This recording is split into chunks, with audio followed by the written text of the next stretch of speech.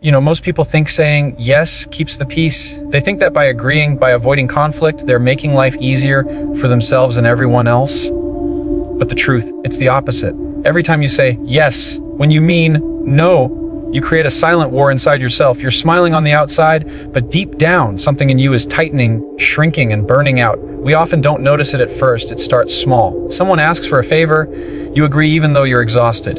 A coworker crosses the line, but you laugh it off because you don't want to seem difficult. A friend vents for hours, and you sit there listening even though your own mental energy is gone. You convince yourself it's fine, that it's what good people do. But slowly, you start feeling invisible in your own life. The cost of not having boundaries is not just time, it's your peace, your identity, and your energy. You begin to resent people not because they're bad, but because you trained them to treat you this way. Every time you stay quiet to avoid conflict, you reinforce the idea that your comfort doesn't matter. And the longer you live like that, the more you start believing it yourself. Think about it. How many times have you walked away from a conversation frustrated, not because of what someone said, but because of what you didn't say? That moment when your gut screamed, "Speak up," but your fear whispered, "Don't make it awkward." That's the hidden tax of not having boundaries. It costs you emotional clarity, self-trust, and confidence. When you don't have boundaries, your yes loses its value. People stop hearing it as generosity, they hear it as availability. You become the person who's always there, always saying yes, always stretching yourself thin, and at first they appreciate it. But over time, it becomes expected. They stop asking, they start assuming, and suddenly, you're not helping out of kindness anymore, you're performing out of obligation. That's when resentment starts to grow. Quietly, silently, underneath the surface. You start replaying situations in your mind. Why didn't I just say no? Why did I let them talk to me like that? Why do I always end up drained? You try to shake it off, but that's the cost. It's not the big arguments that break us. It's the thousand tiny moments where we abandon ourselves. And let's be honest, a lot of us learned that boundaries are rude. Maybe growing up, you were told not to talk back, not to be selfish, not to hurt anyone's feelings. You learned to keep the peace, even if it meant breaking your own. So now as adults, when it's time to speak up or say no, you freeze. You second guess yourself. You feel guilt where there should be self-respect. But guilt is a liar. Guilt shows up to protect an old identity. The people pleaser in you that equates approval with love. And every time you give into that guilt, you lose another piece of your voice, because boundaries don't just protect your time, they define your worth. Without boundaries, your relationships get unbalanced. You'll notice one person doing all the giving, all the listening, all the fixing, and it's usually you. You start carrying emotions that aren't yours, solving problems that aren't yours, and apologizing for things that were never your fault.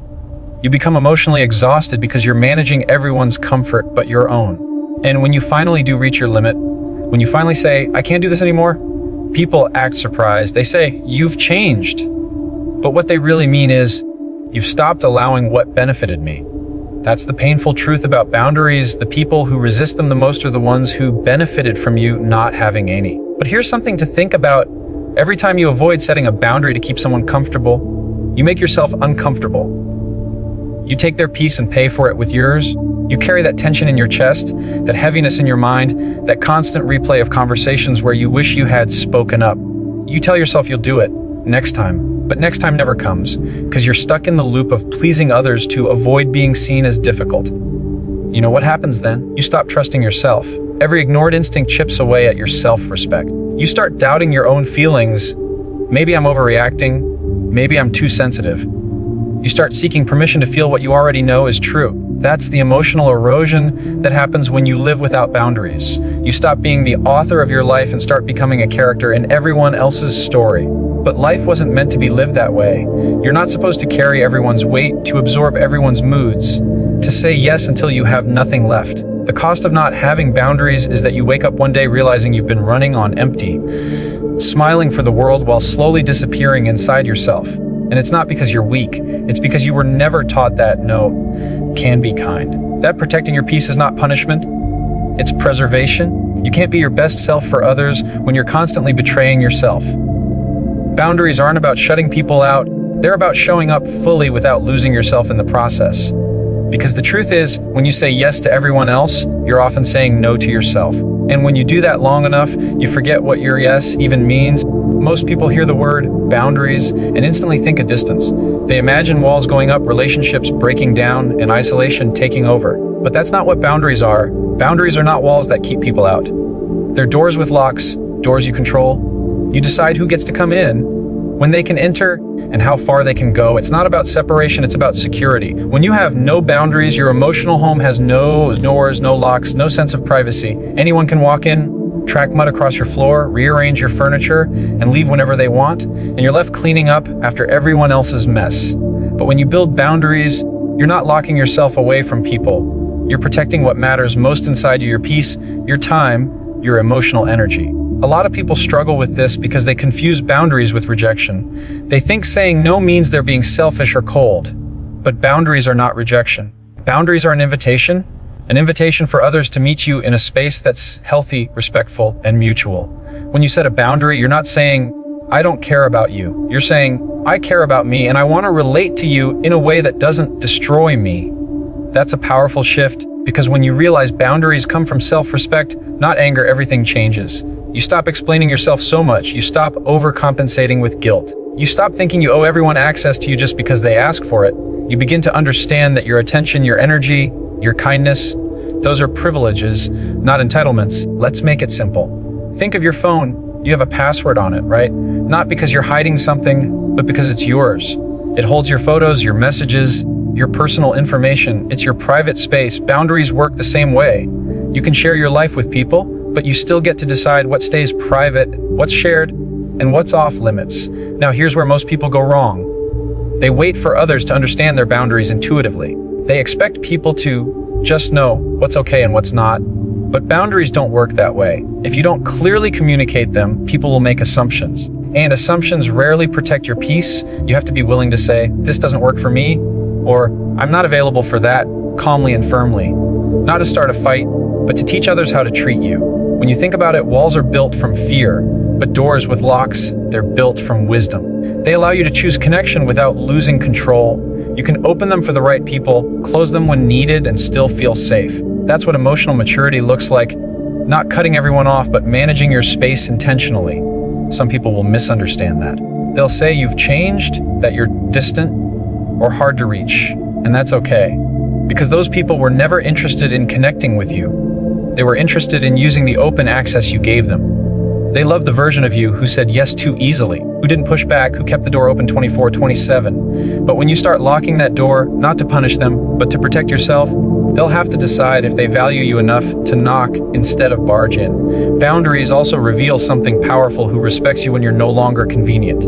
It's easy for people to like you when you're always available, always accommodating, always saying yes. But the moment you draw a line, that's when you see who's really with you and who's just with your compliance. Real love doesn't fear your no. Real respect doesn't get offended by your limits. And here's something many people miss. Boundaries don't just protect you from others, they protect others from your resentment.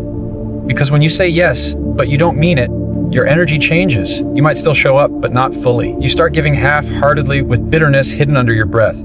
Over time, that resentment leaks out in sarcasm, in withdrawal and coldness, and the relationship starts breaking down anyway. So setting a boundary early isn't selfish, it's actually the most loving thing you can do.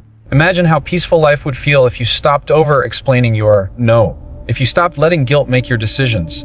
If you learned that you can still be kind, generous, and compassionate with limits. That's where healthy strength comes from, not from being available to everyone, but from being authentic with everyone. And I get it, boundaries feel uncomfortable at first, especially if you spent years earning love through compliance. You'll feel guilty. You'll feel anxious. You'll second guess yourself. That's normal. You're retraining your nervous system to see safety not in pleasing others, but in protecting yourself. That guilt you feel, it's just the echo of your old habits, not a sign that you're wrong. Think about the relationships you want to keep long-term. With your partner, your friends, your coworkers. The healthiest ones are built on respect and clarity. Boundaries bring both. When you clearly express what's okay and what's not, people don't have to guess how to love you. You remove the confusion, the silent expectations, the hidden resentment. You create space for truth. And truth always builds stronger bonds than comfort ever could. Because when you communicate boundaries with calmness and confidence, you're saying, this is who I am, this is what I need, and I still value you. That kind of honesty doesn't push people away. It draws the right people closer. It gives your relationship structure, strength, and safety. So no, boundaries aren't walls meant to isolate you. They're doors with locks, doors that remind you it's okay to protect your peace and still stay open to love. Because being kind doesn't mean being available to everyone at all times. It means knowing when to open the door and when to keep it closed, so you can protect the home you've built within yourself. There's something a lot of people don't realize. Every time you over-explain yourself, you're unconsciously asking for permission to have boundaries. You're saying, I know this might upset you, so let me soften it, let me justify it, let me prove that I'm still a good person. And that's the trap, because the moment you start defending your boundaries, you're telling the other person that your peace is up for negotiation. We've been conditioned to believe that saying no automatically requires an apology. I'm so sorry I can't make it tonight.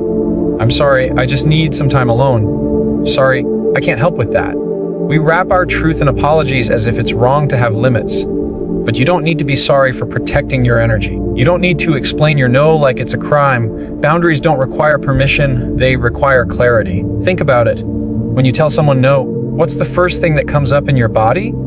It's guilt, right? That little voice that whispers, you're letting them down. But guilt is not a compass for right or wrong. It's a reflection of conditioning. You were trained to think that prioritizing yourself equals selfishness. But it's not selfish to take care of your peace, it's responsible. You can't pour from an empty cup, and over-explaining is how you drain it faster. Over-explaining usually comes from fear. Fear of being misunderstood, fear of being judged, fear of being called rude, difficult, or arrogant. So we use words like a shield, trying to manage how the other person feels about our decision. But here's the truth, no amount of explanation can control someone else's reaction. You can be the kindest, calmest person in the room, and someone will still take your boundary personally. And that's not your responsibility to fix. When you over-explain, what you're really doing is trying to soften your truth. You're saying, please still like me even though I'm choosing myself. You're trying to stay safe by being overly accommodating. But boundaries aren't meant to make everyone comfortable. They're meant to make you authentic. You can be kind and still be firm. You can be respectful and still say no. You can love people deeply and still protect your energy fiercely. Here's what over-explaining sounds like in real life. I can't come tonight because I've been really stressed lately. I haven't slept well and I just need to rest, but maybe next time if things are better. That's a paragraph trying to justify a simple sentence. All you needed to say was, I won't be able to make it tonight. Period. No apology, no novel, just honesty. You don't owe people your emotional report card to earn their understanding. Let's flip the script. When someone else says no to you, do you expect them to justify it? Probably not. You might be disappointed, but you respect their space. So why don't you give yourself that same respect? Why do you treat your boundaries like they need to be debated? The reason is simple. Most of us grew up associating love with compliance. We learned that good people say yes, so every time we say no, it triggers shame. But mature relationships aren't built on compliance, they're built on clarity. When you stop over-explaining, you start reclaiming your power. You move from seeking approval to standing in your truth. You stop turning every no into an emotional presentation. You start using simple, confident language. No, I can't. That doesn't work for me. I need some time to think about it. These statements don't need wrapping paper. They're already respectful, already valid. And here's the irony. The more you explain, the less people listen. The longer you talk, the more room you give them to argue, convince, or guilt trip you. But when you're short, clear, and calm, there's no space for manipulation. Silence becomes your power. You don't need to defend peace. You just have to protect it. Imagine a situation at work. Your boss asks you to take on another project even though your plate is already full. The people pleaser in you wants to say yes, but the part of you that's tired knows you can't. So you say, I appreciate the opportunity, but I don't have capacity for that right now. Then the guilt kicks in. You start thinking, maybe I should have explained why. Maybe I should have told them I've been working late or that I'm overwhelmed. But that explanation doesn't change the truth. Your boundary is valid whether or not they understand it. You don't owe anyone your burnout story to justify your boundaries. You just owe yourself honesty. Because the moment you start over-explaining, you hand your emotional steering wheel to someone else. You start managing their reaction instead of protecting your reality. And that's where you lose your peace. Now, let's talk about apologizing. Sorry is one of the most overused words in the human language. We use it to shrink ourselves, to sound less confident, to make others feel comfortable at our expense. But there's a big difference between being polite and being powerless. Saying sorry for things that don't require apology weakens your message. Sorry, I can't talk right now. Sorry, I didn't see your text. Sorry, I just need a minute to myself. None of those require an apology. They require ownership. Replace sorry with thank you. Thank you for understanding. Thank you for waiting. Thank you for giving me space. See how the energy shifts? You go from guilt to gratitude, from shrinking to standing tall. People respect what you respect. If you treat your boundaries like they're fragile, others will too. But when you stand in them with calm confidence, others learn how to respond. You teach people how to treat you every time you choose self-respect over explanation. And maybe right now you're thinking, but if I stop over explaining, won't I seem cold? The answer is no. You'll seem clear. You'll seem confident. You'll seem like someone who knows their worth. Because people who truly care about you don't need 10 reasons to respect your no. They just need one, that it came from you. You don't need to justify peace. You don't need to prove that your limits are fair. You don't need to apologize for choosing your sanity over someone else's satisfaction. When you stop over explaining and start standing in your truth, you'll realize something powerful. Boundaries don't push people away. They filter the ones who were only comfortable when you were easy to take advantage of. There's something magnetic about a person who stays calm under pressure. You can feel it when they talk. Their tone doesn't rise, their words don't stumble. And even when they're setting a boundary, there's a steadiness that commands respect. That's the real power of calm communication. It's not about being emotionless or detached. It's about knowing that your strength isn't in how loud you speak, but in how grounded you are when you speak. We live in a world where everyone's reacting. Someone crosses a line, and our instinct is to snap back, defend ourselves, prove a point. But when you let emotion drive the wheel, you lose control of the conversation. The louder you get, the less they hear. Calmness isn't weakness, it's strategy, it's emotional clarity. When you communicate calmly, you're not just speaking to be heard, you're speaking to be understood. Here's what most people don't realize. The moment you raise your voice, you hand the other person control. They can now point at your tone instead of listening to your truth. They can say, see, you're overreacting, and suddenly the real issue gets buried under emotion. But when you stay calm, you remove their escape route. They have to face the message, not your emotion. Calmness keeps the focus where it belongs, on your boundary, not your delivery. It's easy to be calm when everything's going your way. But calm communication shows its real power when things get uncomfortable. When someone challenges you, dismisses your words, or crosses a line you've drawn, that's the moment where your tone becomes your armor. You can say something firm without saying it with fire. That's not going to work for me. I understand you're upset, but I'm not changing my boundary. Simple, clear, calm. Those words carry more weight than shouting ever could.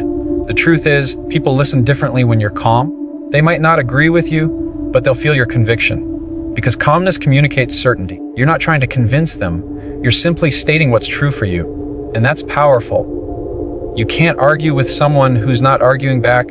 You can't manipulate someone who's emotionally centered. You can't guilt-trip someone who's at peace with their own no.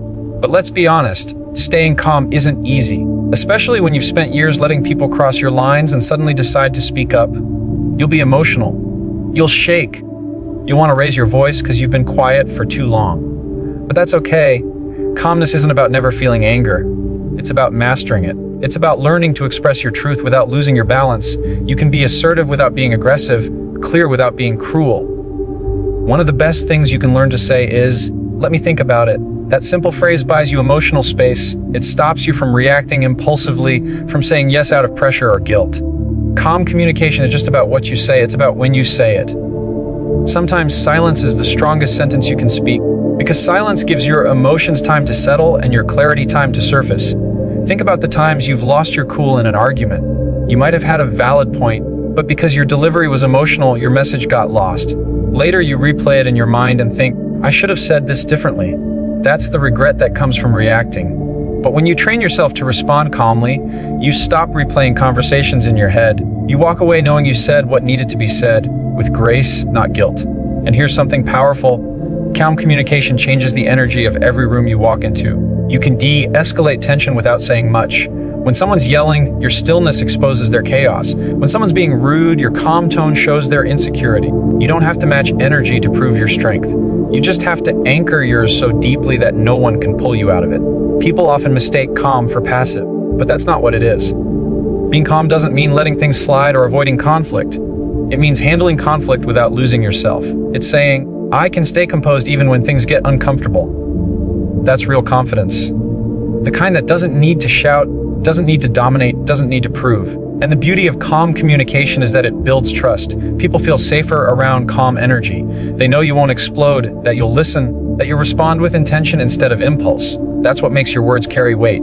Because calmness signals control, not over others, but over yourself. It tells people, I know my boundaries, I know what I stand for, and I don't need to lose my peace to express it. You can apply this everywhere, in relationships, at work, with family. Let's say someone keeps interrupting you. Instead of snapping, you look at them and say, "I'd like to finish what I was saying." That's calm power. You don't need to raise your tone. You raise your presence. Or if someone disrespects your time, you don't react with anger. You simply say, "That doesn't work for me." Then stop talking. Let the silence do the heavy lifting. Calm communication is a mirror. It shows people exactly who they are when they're with you. If they're chaotic and you're still, they'll feel it. If they're manipulative and you're unmoved, they'll see it. If they're controlling and you remain peaceful, they'll have nothing to grab onto. That's why calmness is power. It's emotional self-defense. You don't have to fight to protect your peace when your presence does it for you. So the next time you're tempted to overreact, pause, breathe. Remind yourself that calm isn't the absence of emotion. It's the mastery of it. Every word you say from a calm state holds more weight, more impact, more truth. Because calm doesn't shout to be heard. It speaks once and lets silence carry the message the rest of the way. The moment you start setting boundaries, something unexpected happens. People push back. They get quiet. They question you. Some even get angry. And your first instinct will be to wonder, did I do something wrong? But you didn't. You just did something different. You changed a pattern that others had learned to depend on. That's why setting boundaries is not just about what you say, it's about learning to stand firm when people test them. Because they will. You have to understand, the version you that had no boundaries made life easy for others. You were predictable. You said yes even when it hurt. You absorbed tension, carried burdens, and made sure everyone else stayed comfortable, even if it meant you were uncomfortable. So when you finally start saying, "No, I can't," or "That doesn't work for me," people notice. And not everyone will clap for your growth. Some will see your peace as a threat to their control. It's easy to believe that if your intentions are pure, people will understand your boundaries. But that's not how it works. Growth disrupts comfort, not just yours, but theirs too. When you stop overextending yourself, people who benefited from your exhaustion might take it personally. They'll say things like, "You've changed," or "You're not as nice as you used to be." What they really mean is, you're not as easy to manipulate anymore. Expect resistance. It's not a sign that you're wrong. It's a sign that you're finally drawing the line. When people resist your boundaries, they're simply adjusting to a new version of you. One that's more honest, more confident, and less available for chaos. It's like changing the locks on a door everyone used to walk through freely. They'll knock louder at first, maybe even bang on it. But eventually, they'll realize they can't just walk in anymore. That's where most people stumble. They take that resistance personally. They think setting boundaries should feel peaceful right away. But real boundaries often come with turbulence before calm, because you're resetting expectations that have existed for years. You're teaching people a new way to interact with you. Some will adjust, some won't. But that's not your job to manage. Your job is to stay firm without guilt. Think about it. If you've always been the one who says yes, your no will sound foreign. If you've always been the one who listens to everyone's problems, your silence will feel cold. If you've always been the one who makes peace, your distance will look like conflict. But that's not conflict. That's clarity. People just aren't used to seeing you value yourself as much as you value them. And here's the truth. Healthy people won't punish you for having boundaries. They might be surprised at first, but they'll respect it. They'll adjust. They'll ask questions. They'll care enough to meet you where you are. But unhealthy people, they'll guilt you, gaslight you, or withdraw love to get compliance. They'll test you, not because they don't understand, but because they want to see if you really mean what you say. And when that happens, don't explain yourself. Don't defend yourself. Just stay consistent. Boundaries are only as strong as your willingness to enforce them. You'll notice something powerful the moment you stop seeking approval for your boundaries. Peace starts to feel louder than validation. You realize you don't need everyone to agree with you to feel confident in your decisions. You don't need to be liked by everyone to be respected by yourself. Approval is addictive because it feels like connection, but if it comes at the cost of your peace, it's not connection, it's control. The hardest part of setting boundaries isn't saying the words, it's staying steady when the pushback comes. You'll feel tempted to explain, to soften, to take it back. You'll feel that familiar tug of guilt, that whisper saying, maybe I was too harsh, but that's just your old identity trying to survive in your new reality. The people pleaser in you hates conflict, but growth lives in discomfort. And every time you stand your ground calmly, you teach that part of you that it's safe to choose yourself. You don't need to make people understand your boundaries. Understanding is optional. Respect is not. Some people will never get your why, and that's fine. You're not setting boundaries for them, you're setting them for you. You're doing it so you can live a life that doesn't require constant explanation or exhaustion. You're doing it so your yes means something again. Resistance is part of the process. It's proof that you're evolving. And sometimes resistance comes from within too. There'll be days when you question your own boundaries, when you miss the old comfort of being liked by everyone. But remember this, the approval you're craving used to cost you your peace. Every yes that came from fear made you smaller. Every no that comes from truth makes you stronger. When people push against your boundaries, stay calm. Don't argue. Don't prove. Just repeat your boundary if you have to. I already mentioned that I can't do that. I understand you're upset, but this is still my decision. You don't owe emotional labor to someone who's disrespecting your limits. Your boundary is a statement, not a debate. And here's something beautiful. The more you hold your boundaries, the more people start to treat you differently. Not because they suddenly agree with you, but because they learn that testing you no longer works. They either step up or step back. Both outcomes are clarity, and clarity is peace. So expect resistance, expect discomfort, expect moments where you want to give in, but also expect growth, expect confidence, expect the quiet power that comes from no longer needing everyone to approve of you. The people who truly belong in your life will adapt to your boundaries because they're not here for what you give, they're here for who you are. There's a lie that's been whispered to so many of us since childhood, that putting yourself first makes you selfish. That saying no means you don't care. That drawing a line means you're difficult, cold, or unkind. But that's not the truth. Boundaries aren't selfish, they're self-respect in action. They're the way you say to the world, I know my worth and I refuse to shrink it just to make others comfortable. When you think about it, boundaries are one of the purest forms of love for yourself and for others because they define where honesty begins. Without boundaries, resentment grows. You start saying yes when you mean no. You overextend, overcommit, and overexplain until you're empty. And then, one day, you wake up exhausted, not just physically, but emotionally drained from living a version of yourself that's built around pleasing others. That's not kindness. That's self-abandonment. Respecting yourself doesn't mean rejecting others. It means acknowledging that your time, your energy, and your emotional bandwidth are valuable. It means you no longer offer them to anyone who doesn't treat them with care. It's like having a house with a door. You don't let everyone walk in just because they knock. You open it for those who respect your space. You close it for those who only come to take. And that's what boundaries do. They protect your peace, not your pride. Here's the truth that most people miss: when you start living with self-respect, you actually love people better, because your love is no longer mixed with resentment or guilt. It's pure, it's intentional, it's given freely, not out of obligation. When you say yes, you mean it. When you say no, it's honest. People can trust you because you're not performing anymore. You're showing up authentically. But here's the catch. People who are used to your lack of boundaries will call your self-respect selfish. They'll try to guilt you into staying small because your growth exposes their comfort. They'll say things like, "You've changed," as if that's an insult.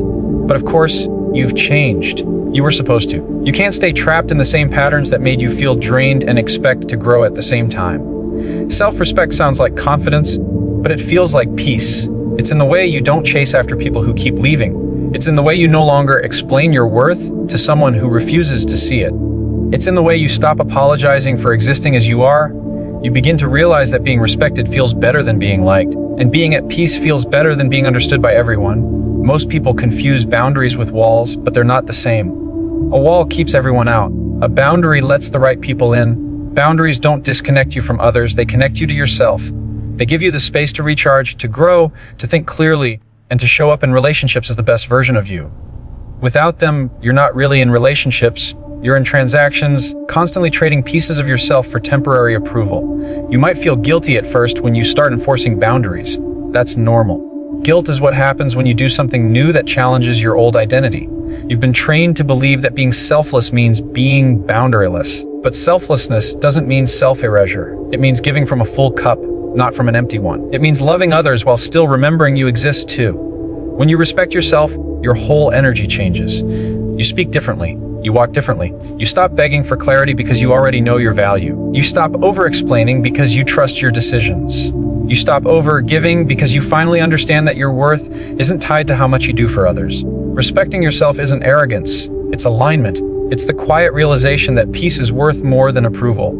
And what's powerful is that the more you respect yourself, the more others start to respect you too. Because the way you treat yourself teaches people how to treat you. If you constantly break your own boundaries, others will too. If you keep tolerating disrespect, disrespect becomes the norm. But the moment you decide, no, I'm done accepting less than what aligns with my peace, people notice. Some leave, some adapt, but all learn where you stand. Think about this. When someone says, "You've changed," what they often mean is, You've stopped prioritizing me over yourself, and that's okay. Growth looks like disappointing people who expected you to stay the same. But it also looks like finding yourself again after years of putting everyone else first. Boundaries are how you come home to yourself. They're not a punishment to others, they're a promise to you. So no, it's not selfish to need rest. It's not selfish to protect your time. It's not selfish to say no without explaining why. It's not selfish to walk away from people who keep crossing your lines. It's not selfish to choose peace over chaos, clarity over confusion, and respect over attention. That's self-respect, and self-respect doesn't require anyone's permission. When you finally learn to honor your own limits, something shifts. You stop taking things personally. You stop internalizing people's reactions as reflections of your worth. You realize that saying no to one thing is saying yes to your peace, your energy, your sanity. And in that space, you become more grounded, more confident, and more at ease in your own presence. You don't need to justify it, and you don't need to apologize for it. Boundaries are the language of self-respect. Every time you say, "This doesn't work for me," you're telling the world, "I know who I am, and I'm not willing to lose that for anyone." Every time you choose stillness over chaos, every time you protect your time, every time you refuse to explain your worth, you're not being selfish, you're being self-aware. You're showing up as someone who finally understands that love without self-respect is just dependency wearing a mask. Boundaries aren't about building distance, they're about creating balance. They remind you that your peace is sacred and that you are allowed to protect it fiercely. They are not walls that keep people out. They are doors that only open to those who knock with respect. And the moment you start living that truth, everything changes. How you love, how you speak, how you exist in the world, because you finally stop apologizing for the space you take up, and you start honoring the person you've always been becoming. At the end of the day, setting boundaries isn't about controlling other people. It's about taking responsibility for how you allow others to treat you. It's about saying, I respect myself enough to decide what I will and won't allow in my life. You can't build peace while living in constant people-pleasing. You can't grow while trying to fit into spaces that keep shrinking your worth. Boundaries aren't rejection, they're protection. They're how you preserve your energy for what truly matters, your growth, your purpose, your relationships that feel mutual and real. The more you practice them, the more natural they become. The guilt fades, the fear quiets down, and in its place you find peace, not the kind that comes from everyone liking you, but the kind that comes from finally liking yourself. Because when you stop apologizing for having boundaries, you start living from a place of clarity instead of confusion. You start showing people the real you, not the exhausted version who bends to keep everyone happy, but the grounded version who knows where she stands. And that's the most powerful transformation you can ever experience. So remember this, boundaries don't make you hard to love. They make your love honest. They make your time sacred. They make your yes meaningful. You're not pushing people away, you're simply refusing to lose yourself to keep them close. And when you do that, the right people don't walk away. They step closer. Stop apologizing for protecting your peace. Stop feeling guilty for choosing yourself. Because every time you honor your boundaries, you send a message to the world and to yourself that you are worthy of respect, of rest, and of a life that feels aligned. Boundaries are not the end of connection, they're the beginning of healthy ones. And the moment you finally understand that, you stop chasing validation and start living in freedom. That's what real confidence looks like. That's what self-respect sounds like. And that's how you set boundaries without apologizing.